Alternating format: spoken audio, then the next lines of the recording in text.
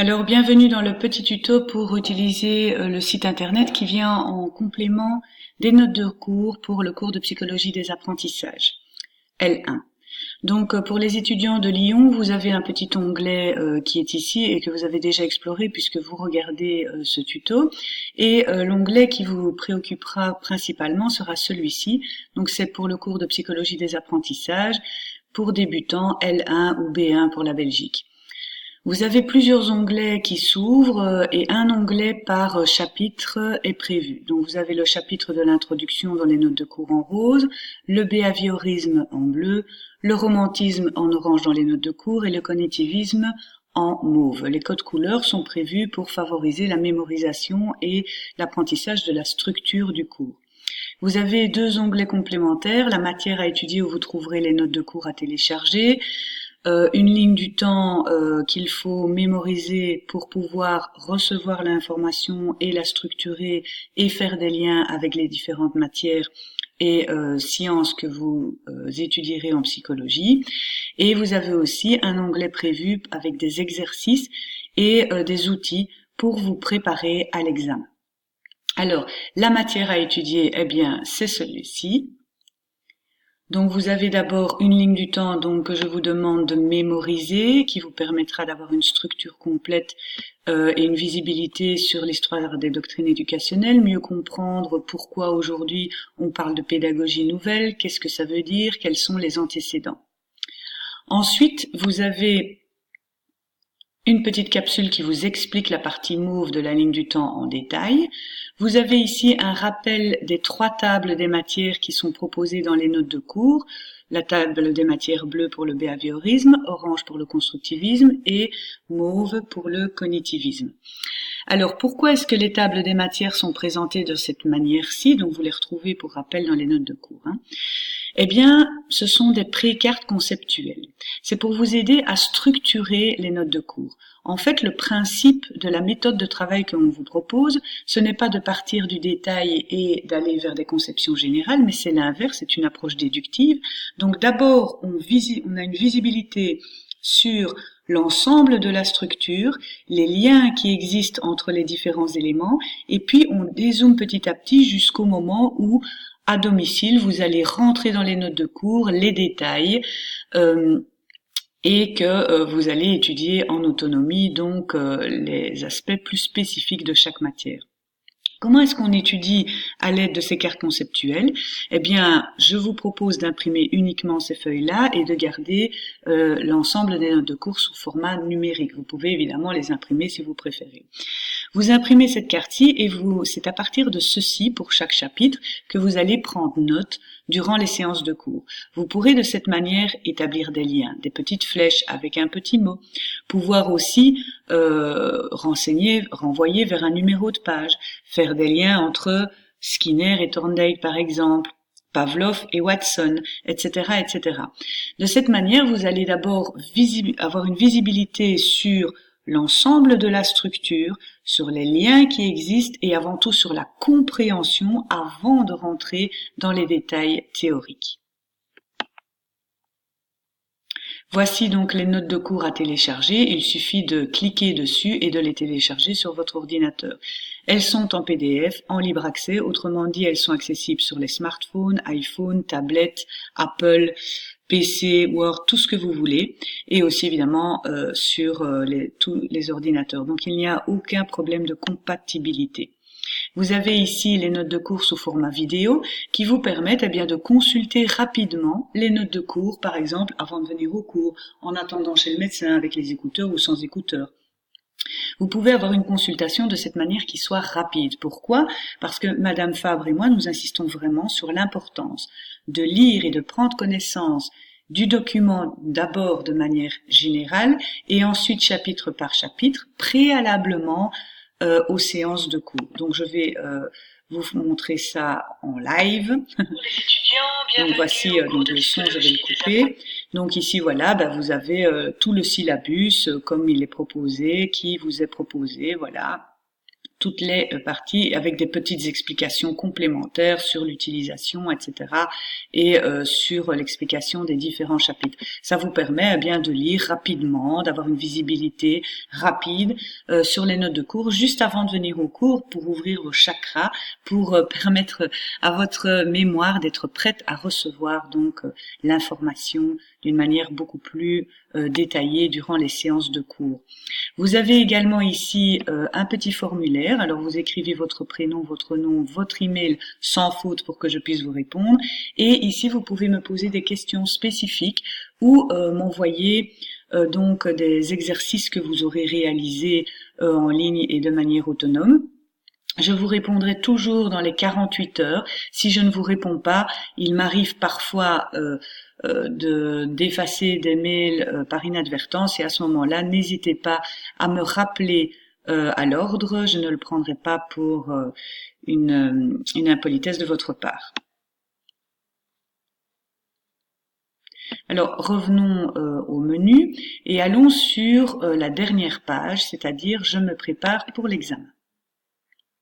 Ici également, vous avez des outils tout à fait spécifiques que nous vous proposons. Alors d'abord, il y a une petite capsule sur une question fondamentale, c'est que avant de commencer à mémoriser un cours, il est absolument nécessaire de comprendre le cours. Et donc ce petit outil vous rappelle les fondements et pourquoi il faut comprendre le cours. Vous avez également une capsule qui vous permet de synthétiser les notes de cours. Alors comment est-ce qu'on l'utilise? Eh bien, c'est une carte conceptuelle où toutes les notions théoriques du cours sont reprises. Elles sont reprises sous forme de schéma. Alors dans un premier temps, vous devez visualiser cette vidéo régulièrement en fonction de l'avancée dans le cours et vous devez essayer de mémoire de vous dire « Ah oui, le conflit socio-cognitif, c'est un concept lié au socioconstructivisme ». On l'associe aussi à Vygotsky, etc., etc. Et ensuite, vous devez expliquer pourquoi est-ce que la vidéo est organisée de telle manière. Donc, on va jeter un rapide coup d'œil sur cette vidéo. Donc, voilà. On va voir ici la partie de l'introduction. Donc les codes couleurs correspondent aux codes couleurs utilisés dans les notes de cours. Et voilà ici qui est Vio, qui est Deleveille. Imaginons que je fasse cet exercice. Eh bien, je m'entraîne à reconstruire l'information en disant que dans l'apprentissage, il y a une notion affective. Il y a aussi la question des savoirs, etc., etc. Ici, ce sont les différents styles d'enseignement qu'on associe au triangle pédagogique de Housset, etc. Donc évidemment, vous appuyez sur pause quand vous réalisez l'exercice et vous devez vous entraîner à expliquer cette vidéo.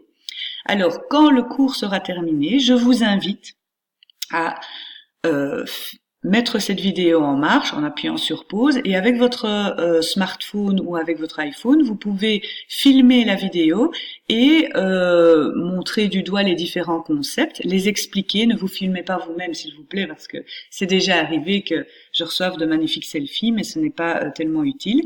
Et puis vous me montrez cette vidéo à moi ou à Madame Fabre. Si c'est moi, évidemment, vous me l'envoyez par mail.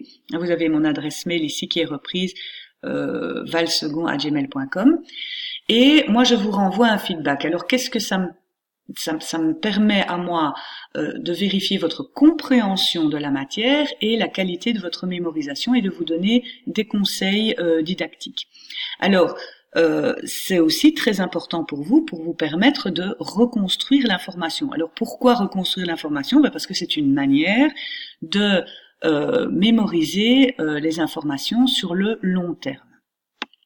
Vous avez également un petit QCM d'entraînement que je vous invite à faire en duo, comparer vos réponses et puis vous me posez des questions uniquement sur les éléments où vous divergez ou dont vous n'êtes pas sûr et certain de la réponse. Enfin, vous avez un examen blanc.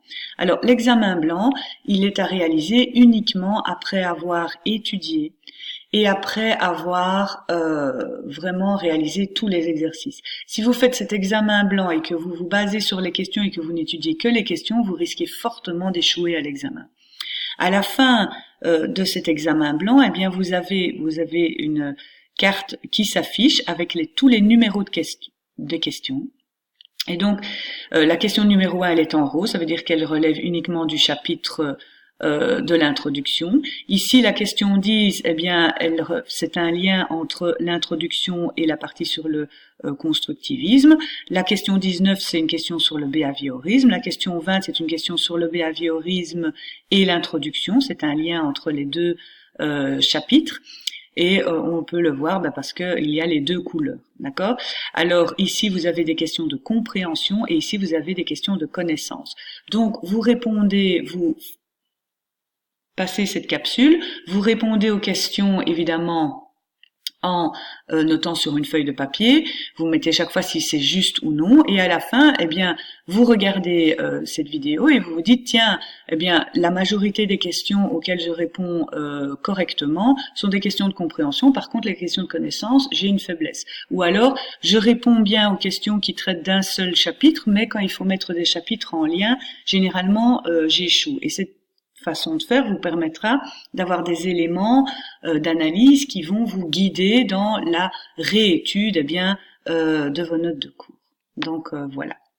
Alors pour terminer, on va un petit peu consulter les parties donc sur plus en avant dans les chapitres. Alors dans les chapitres, eh bien vous avez de temps en temps des exercices qui sont proposés avec des corrections. Donc on va regarder un exemple dans le behaviorisme, donc la carte conceptuelle déjà pour remémorer. Ici une petite capsule qui vous rappelle, mais qui est aussi disponible dans les notes de cours, donc qui vous rappelle le principe d'inhibition, etc.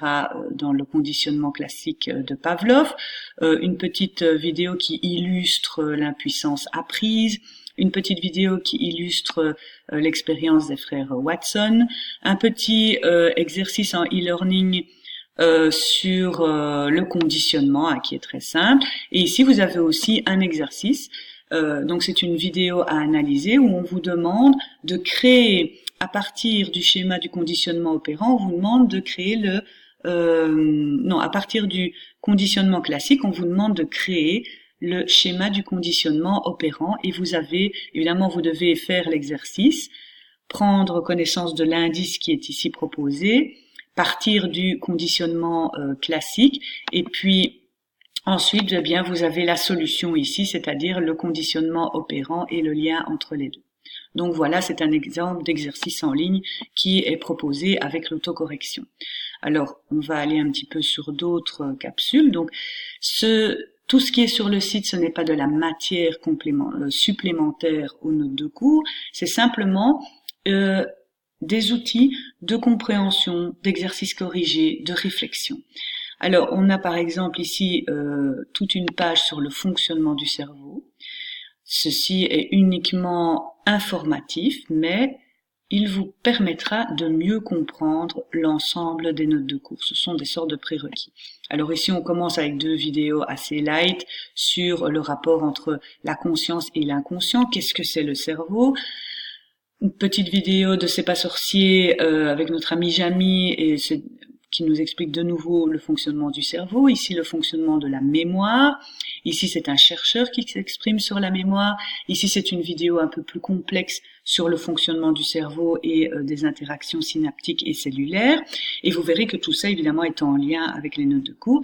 Et ici, vous avez une méthode de travail que je vous propose. Alors, c'est une capsule qui a été faite par un professeur qui s'appelle Monsieur Gagnon. Elles sont un peu longues à voir. Il y a la deuxième et la troisième partie disponibles sur YouTube.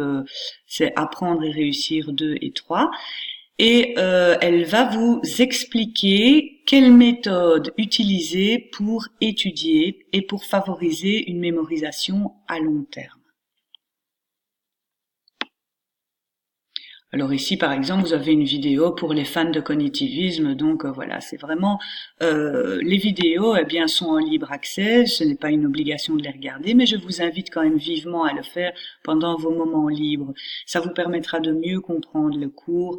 Ce sont en plus des vidéos qui sont sélectionnées et pour leur qualité sur le plan scientifique, mais aussi pour leur qualité en termes de vulgarisation. Donc, on a chaque fois sélectionné des vidéos qui sont agréables à regarder.